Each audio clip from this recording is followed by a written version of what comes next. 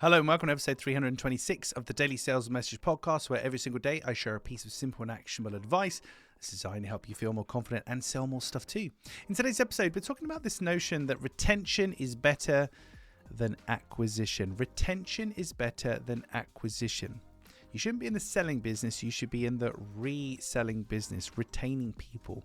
One of the hardest things you can do in business is to turn a non-buyer into a buyer.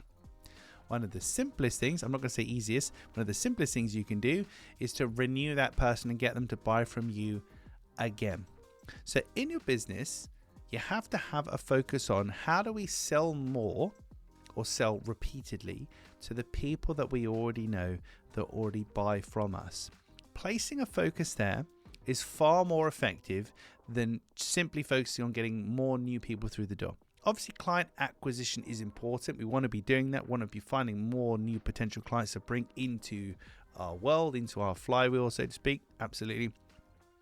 But so many people miss a trick in terms of getting people to buy more from them or be repeat buyers. So a thinking experiment for you today is to look at your offering and consider a couple of things. How can we have some kind of consumable element that we can charge people, whether it's time or whether it's an actual thing, where they'll pay for it, use it, need it again, pay for it, use it, need it again. So there's a consumable element in there.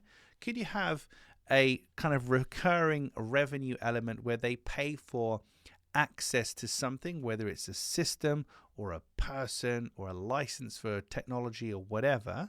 But could we have a recurring revenue system where they're paying repeatedly for something? Could we also have downsells, cheaper things that they could buy, and upsells, more expensive things that they could buy? It's the culmination of downsells, upsells, recurring revenue, and consumables. Within that mix of potential things, that's where reselling to people is possible. And that is one of the simplest, again, I'm not going to say easiest, one of the simplest things you can do to generate more revenue in your business is to sell more or sell again to the people that already know you. Because trying to convert somebody into a buyer is one of the hardest things in business. Lots of businesses struggle with that. It takes a lot more energy, takes less energy to get somebody who already trusts you to buy something else from you because you have the relationship there in the first place. So today, rather than me telling you what to do, I want you to think about this in your business, particularly if you have the kind of one-time customer problem where people buy and then that's it and they never come back.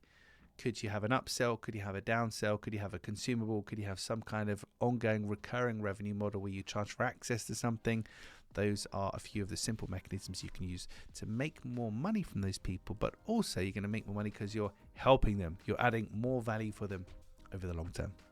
Right, that's it for this episode of the podcast. Tomorrow in episode 327, I'm going to talk about one of my most favorite things to do in a sales conversation, to take back control.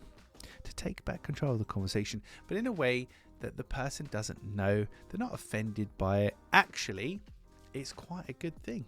And I'll explain why in tomorrow's episode. God, I'm so cryptic, aren't I?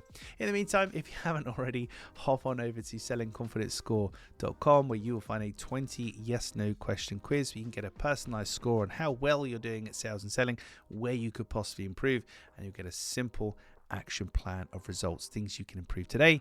And like this podcast is completely free. Thank you for listening or watching all the way to the end. I do appreciate it. I'll catch you tomorrow. I love that I don't edit these anymore. I'll catch you tomorrow as I stifle it. I don't even stifle you on us. I just yawn at you. I'll catch you tomorrow for another exciting, hopefully less yawny edition of the Daily Sales Message Podcast. Thanks for bearing with me.